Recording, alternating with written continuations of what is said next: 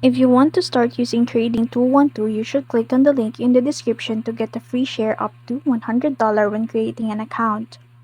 To create a pie in Trading212, just simply click the pie icon. In there, you will see your investment.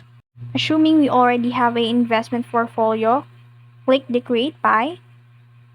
And once you're verified, you'll be able to access the feature of creating a pie, where you can customize a pie for your investment.